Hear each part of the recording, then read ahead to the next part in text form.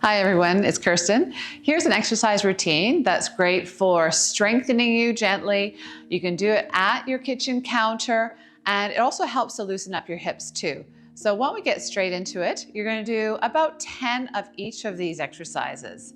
So here we go. The first one, marches. We're going to lift the legs up towards the ceiling. You can swing your arms at the same time or just hold on gently to your kitchen counter. Let's do a few more.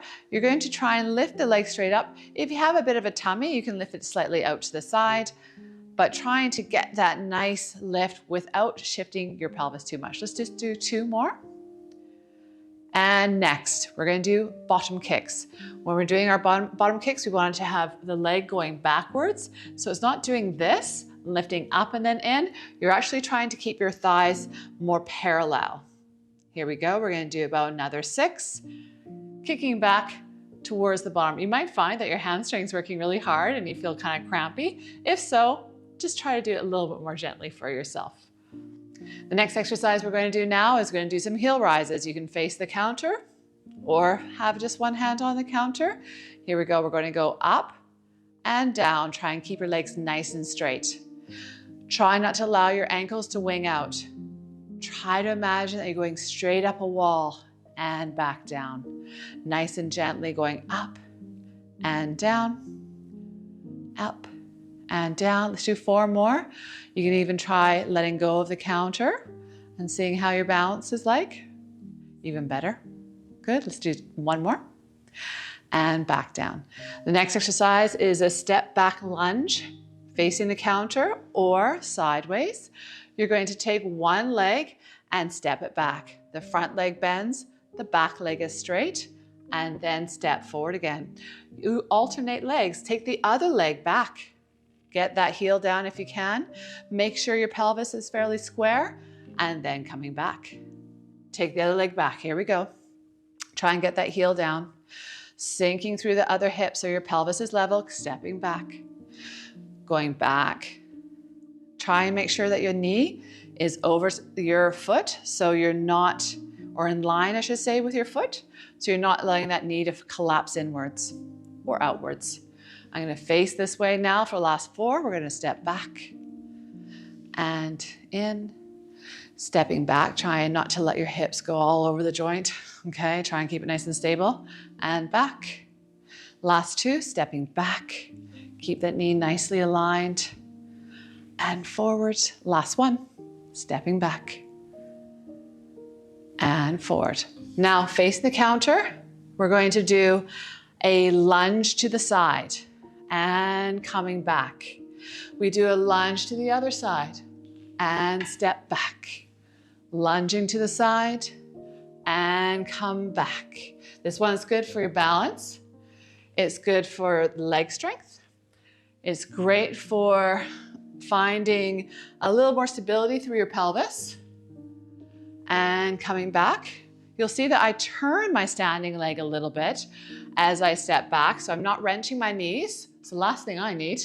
And then coming back, last 2, we're stepping out and we're coming back and we're stepping out and coming back. Good. Take a big breath here and exhaling.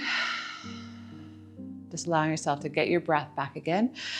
Breathing in and breathing out.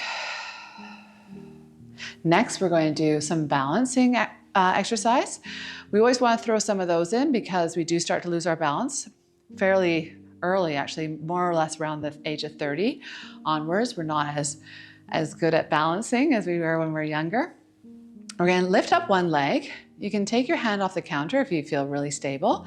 But I'll just show you with my hand on the counter. We're going to be turning your head side to side. Okay, so trying to find your balance. I want you to make sure you're squeezing your hip on the standing leg. Try to find your balance. Ideally, you're holding this for about 10 seconds. So now let's take that leg back down and try the other side. Lifting up, don't hip hitch, keep your pelvis nice and level. Still holding onto that counter, we're going to turn the head. Keep your core on, keep trying to be as tall as you possibly can. Turn your head gently from side to side. no quick movements. If you find yourself getting too dizzy, then just put the leg down. Let's do a couple more. Good. And turning, and then back to center and back down. Next exercise we're going to do is some squats. So these are like chair squats. So we're having our feet parallel and have them about underneath your hip bones. Have your hand on the counter. We're going to be sitting back into our hips and then come back up again. You do not have to go deep with this one. I don't want you to hurt yourself. So if you have both hands on the counter, you can see how my pelvis is going back versus my knees coming forward. So you shift the pelvis back. You sit back as though you're sitting down onto a chair, and then you come back up. Let's do several more. Going down. If you can hover your hands above your bar, or if you feel confident enough, you can take your hands to the side and going down and then coming back up. Let's do 3 more. Reaching the pelvis back.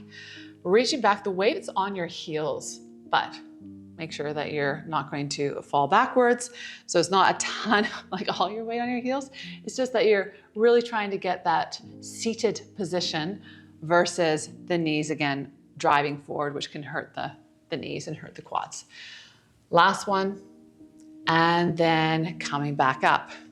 Okay, now sideways to the counter with this one, because you probably will bump the counter with your knee with this next exercise. We're going to do hip circles. I like this one. It really helps to make the hips more flexible. So you're going up, out, and down. It's forward, and I do cross my knee across my body slightly as I take the leg out and around.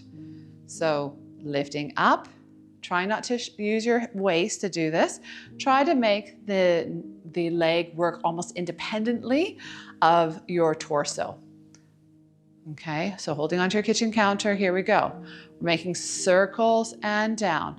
You can do a little bit of twisting if you like in the pelvis, because often if we have stiff hips, the pelvis kind of has to move anyway. But what I don't really want to see is a lot of collapse on the other side. So let's try and stay really tall. Good, 4 more. And 3. And 2. Last one. And have a little shake, hippie hippie shake, and that's everything. So well done, have fun with that. If you do that every day, it's just a few minutes to make yourself a little bit stronger.